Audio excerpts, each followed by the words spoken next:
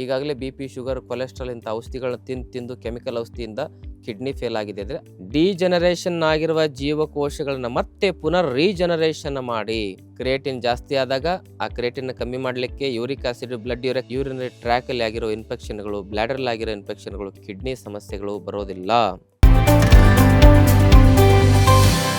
ಶ್ರೀ ಗುರು ಬಸವಲಿಂಗಾಯ ನಮಃ.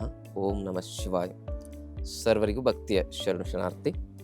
ಆತ್ಮೀಯರೇ, ಇತ್ತೀಚಿನ ದಿನಗಳಲ್ಲಿ ಕಿಡ್ನಿ ಫೇಲ್ ಆಗೋ ಸಮಸ್ಯೆ ಜಾಸ್ತಿ ಆಗ್ತಾ ಇದೆ.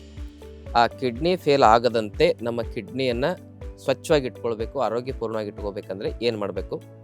ಈಗಾಗಲೇ BP, ಶುಗರ್, ಕೊಲೆಸ್ಟ್ರಾಲ್ ಇಂಥ ಔಷಧಿಗಳನ್ನ ತಿಂದು ಕೆಮಿಕಲ್ ಔಷಧಿಯಿಂದ ಕಿಡ್ನಿ ಫೇಲ್ ಆಗಿದೆ ಅಂದರೆ ಅದನ್ನು ಸರಿಪಡಿಸ್ಕೊಳ್ಳಿಕ್ಕೆ ಯಾವ ಮನೆಮದ್ದನ್ನು ನಾವು ಮಾಡ್ಕೋಬೇಕು ಅನ್ನೋದನ್ನು ತಿಳಿಸ್ಕೊಡ್ತದೆ.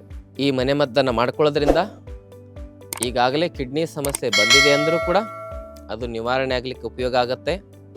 ಕ್ರಿಯೇಟಿನ್ ಜಾಸ್ತಿ ಆದಾಗ ಆ ಕ್ರಿಯೇಟಿನ್ ಕಮ್ಮಿ ಮಾಡಲಿಕ್ಕೆ, ಯೂರಿಕ್ ಆಸಿಡ್, ಬ್ಲಡ್ ಕಮ್ಮಿ ಮಾಡಲಿಕ್ಕೆ ಈ ಮನೆಮದ್ದು ಉಪಯೋಗ ಆಗುತ್ತೆ.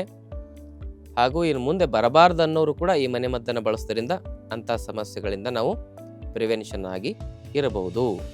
ಅದೇನು ಅಂದರೆ ನೆಗ್ಗಿಲು ಮುಳ್ಳು. ಒಂದು ಚಮಚದಷ್ಟು ನೆಗ್ಗಿಲು ಮುಳ್ಳನ್ನು ಜಜ್ಜಿ ಪುಡಿ ಮಾಡಿ 2 ಲೋಟ ನೀರಿನಲ್ಲಿ ಕುದಿಸಿ ಅದನ್ನು ಅರ್ಧ ಲೋಟ ಕಿಳಿಸಿ ಆ ಕಷಾಯವನ್ನು ಬೆಳಗ್ಗೆ ಎದ್ದು ನಿರಂತರವಾಗಿ 1 ರಿಂದ 3 ತಿಂಗಳವರೆಗೆ ಸೇವನೆ ಮಾಡೋದ್ರಿಂದ ನಮಗೆ ಜೀವನದಲ್ಲಿ ಕಿಡ್ನಿ ಸಮಸ್ಯೆಗಳು ಬರೋದಿಲ್ಲ.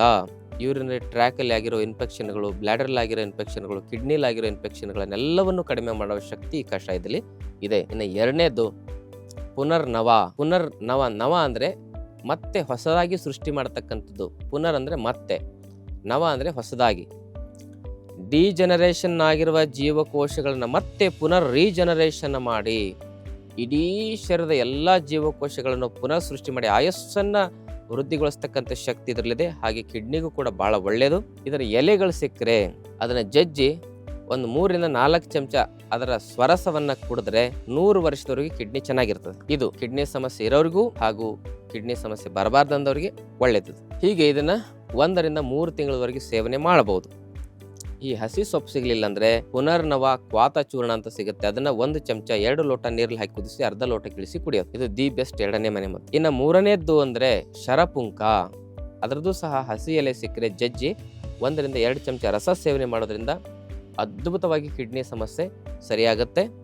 ಆ ರಸ ಹಸಿ ಎಲೆ ಸಿಗಲಿಲ್ಲ ಅಂದರೆ ಒಣಗಿರ್ತಕ್ಕಂಥ ಶರಪುಂಕದ ಎಲೆ ಮತ್ತು ಅದರ ಕಾಂಡವನ್ನು ಏನು ಮಾಡಬೇಕು, 1-2 ಲೋಟ ನೀರಿನಲ್ಲಿ ಕುದಿಸಿ ಅದು 2 ಲೋಟ ನೀರು ಕುದ್ದು ಅರ್ಧ ಲೋಟ ಕೀಳಿದಾಗ ಅದನ್ನು ಶೋಧಿಸಿ ಆ ಕಷಾಯವನ್ನು ಕುಡಿಬೇಕು. ಗೋಕ್ಷುರ, ಪುನರ್ನವ ಮತ್ತು ಶರಪುಂಕ, ಈ 3.